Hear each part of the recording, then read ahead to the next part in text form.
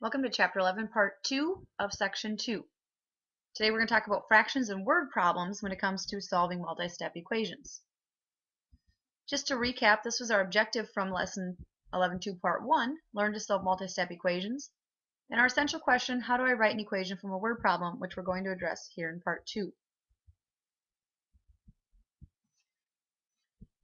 In an equation, if it contains fractions, it may help to multiply both sides of the equation by the least common denominator of the fractions. This step results in an equation without fractions, which may be easier to solve. The least common denominator is the smallest number that each of the denominators will divide into. In this example, we have 3n over 4, which is the same as 3/4 times n, plus 5/4 equals negative 1/4. You could simply work with these fractions by adding, subtracting, multiplying, dividing. We've done that already in Chapter 2. You also could notice how we could eliminate those fractions. In this scenario, every number is a fraction, and every number has a denominator of 4. Fractions over 4 means the same as dividing by 4. So if we were to go ahead and multiply everything by 4, well, what happens is when you multiply everything by 4 and then divide everything by 4, the numerators stay the same and the denominators cancel out. So what we're really able to truly do is eliminate the 4s, the 4s, and the 4s. So what does that leave us with? The numerators. 3n plus 5 equals negative 1.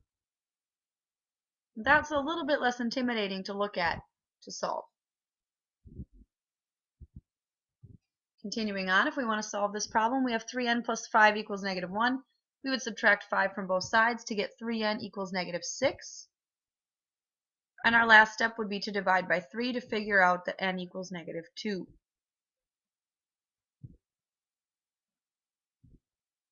You can always change the fractions to decimals, or you can try this elimination method. Let's try a couple word problems. Linda's paid double her normally hourly rate for each hour she works over 40 hours in a week. Last week she worked 52 hours and earned $544. What is her hourly rate? So let's think about the things that we know from the problem. Linda's paid double her normal hourly rate whenever she works over 40 hours in a week. Last week she worked 52 hours and she earned $544. So if we need to set up an equation for this, we need to pick a variable to represent her hourly rate. So let's just say h equals her hourly rate. Okay, so Linda would work 40 hours and make h amount per hour for those 40 hours. Now what about the additional 52 hours, or excuse me, additional 12 hours to get to 52 hours? So she has 12 additional hours that she works, and she gets double her normal hourly rate. So doubling it, she would make 2 times her hourly rate times 12, which is the number of hours she worked. Altogether, that equals $544 for this week. So when we go to simplify, combine like terms, we leave the 40h alone. 12 times 2 is 24, so we have 24h equals 544. Combine like terms, 40 hours plus 24 hours gives us a total of 64 hours. So 64h equals $544. And our last step, to figure out the amount of money she gets paid, divide by 64, and we get an answer of h equals $8.50.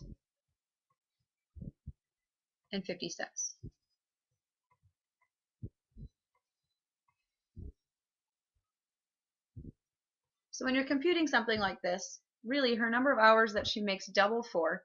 It's like doubling the amount of hours she works.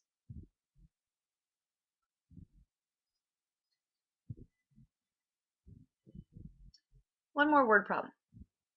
On Monday, David rides his bicycle m miles in 2 hours. On Tuesday, he rides 3 times as far in 5 hours. If his average speed for the 2 days is 12 miles per hour, how far did he ride on Monday?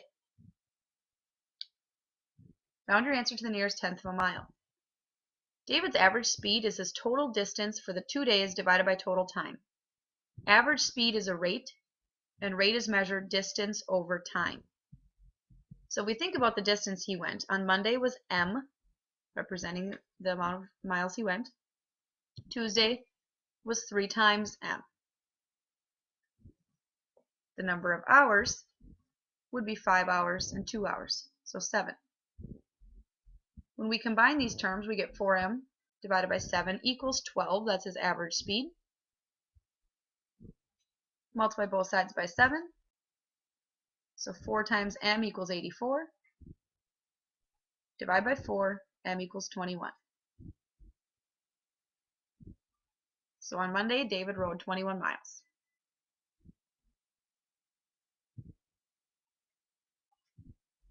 Make sure you've filled out your notes completely. Check that your summary is done before you come to class tomorrow.